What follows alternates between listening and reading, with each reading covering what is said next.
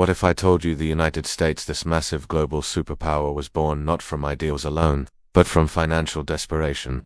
What if the real story of American independence wasn't just about freedom or tyranny, but about bankrupt colonies, broken credit, and a government that literally survived on secret loans and experimental money? And what if I told you that some of the same financial patterns that shaped America's birth, spiraling debt, political gridlock, inflation storms, are reappearing right now?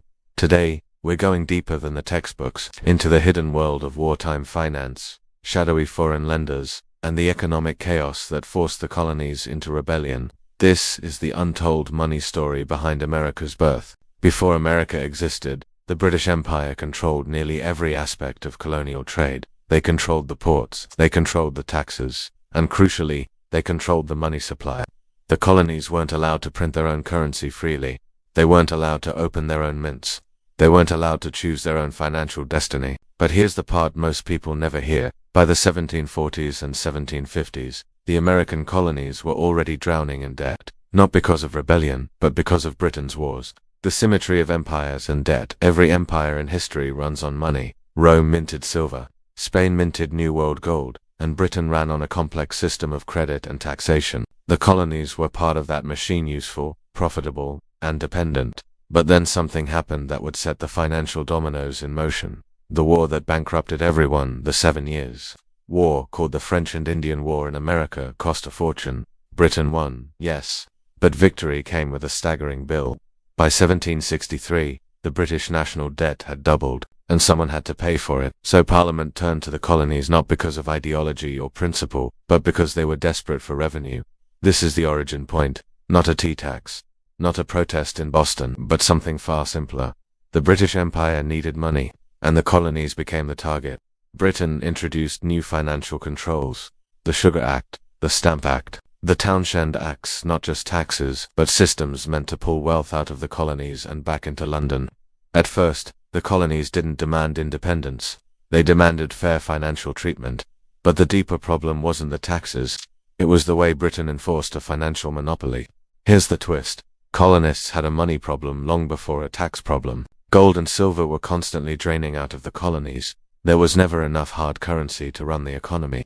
So colonies created paper money, called bills of credit. It worked until Britain banned most colonial currencies in the 1760s. Imagine waking up and hearing that every dollar you saved, every note you earned, was suddenly illegal. The colonies didn't just lose autonomy, they lost liquidity. A modern comparison, it would be like Washington banning the use of dollars in California or Texas overnight. This was the moment resentment turned into resistance. Money became political, economics became rebellion. Once the revolution began in 1775, a new crisis appeared. The colonies had no central government, no functional currency, and no ability to tax, which leads to one of the great financial mysteries of American history. How did the United States fund a war against the most powerful empire on earth, without money, without credit, and without a real banking system? The answer is complicated.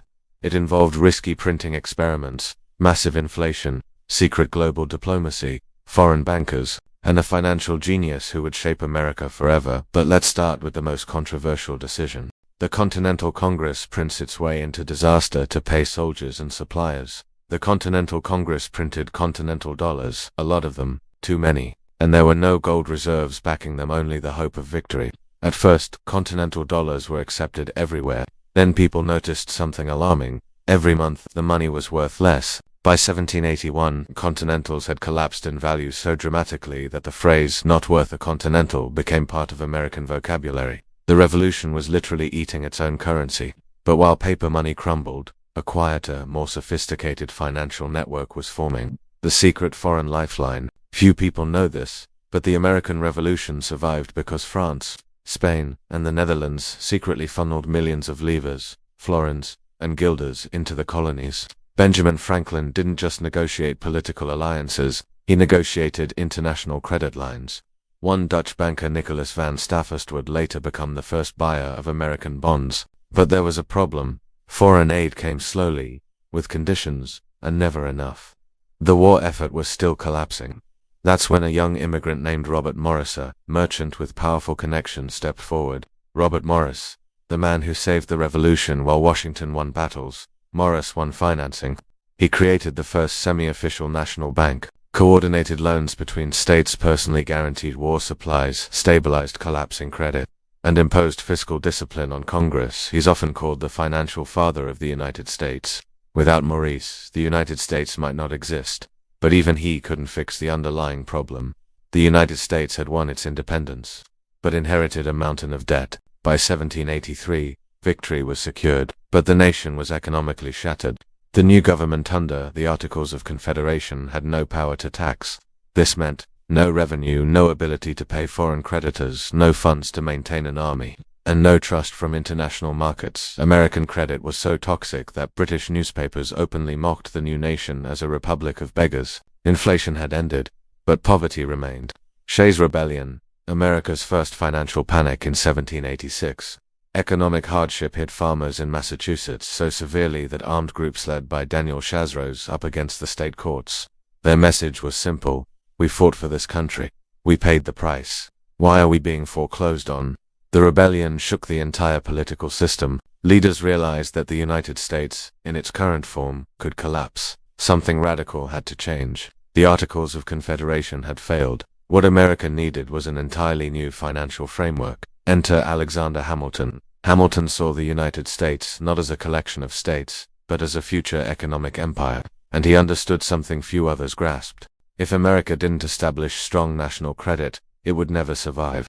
Hamilton's plan was bold. 1. Federalize all state debts. 2. Establish a national bank. 3. Create a stable national currency. 4. Encourage manufacturing and global trade. 5. Build a tax system capable of supporting the government. It was so controversial that Thomas Jefferson and James Madison warned it would create a powerful central government. But Hamilton was relentless. And with Washington's support, he built the financial foundation of the modern United States. This was the moment when America transformed from a loose confederation into an economic engine capable of rising on the world stage. But the real question is, why does this 200-year-old financial story matter today? Because the patterns that defined early America are returning. Let's look at the patterns. Pattern 1, DEBT, crisis gives political crisis in the 1780s. Debt nearly broke the country. Today, U.S. national debt is over $34 trillion and rising. Early America had no taxing power. Modern America has political gridlock that makes taxation and budgeting nearly impossible. Different era, same tension. Pattern 2, experimental money systems. The Continental dollar collapsed under war pressure. Today, monetary expansion and inflation debates echo the same fears. Is money losing value? Can the system stay stable? How long can debt grow? The questions are old. The stakes are new. Pattern 3. Foreign credit dependence. The Revolutionary War depended on French and Dutch lenders. Modern America relies heavily on foreign buyers of U.S. Treasury bonds. If confidence cracks, then, just like in the 1780s, the system begins to shake. Pattern 4. Internal rebellions caused by economic pressure. Shays' Rebellion was triggered by debt, taxes, and inequality. Today, rising economic frustration fuels political polarization, protests, and social unrest. Different tools, same human responses. Here's the uncomfortable truth.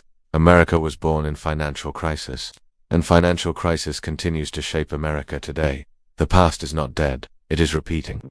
BROL.com montage of documents, flags, city skylines. So, what does the untold money story behind America's birth teach us?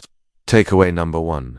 Financial foundations shape nations more than ideals do. Freedom and democracy matter, but without money, they cannot survive. Takeaway number 2. Crisis forces innovation. America's greatest financial tools, the dollar, the national bank, federal credit, emerged from chaos. Takeaway number 3. Debt is both a weapon and a weakness. It built America, and it has the power to break it again. Final warning: the United States survived its early financial crises because visionary leaders took bold, sometimes unpopular action. The question now is, who will do the same today? History shows that ignoring financial pressure always leads to collapse. Acting early creates stability. The pattern is repeating, but it doesn't have to end the same way. If you enjoyed this deep dive into the hidden economic forces that shaped history, hit the like button to support the channel. Subscribe for more long-form financial documentaries, and let me know in the comments, what part of America's financial origin story surprised you the most. Thanks for watching, and stay curious.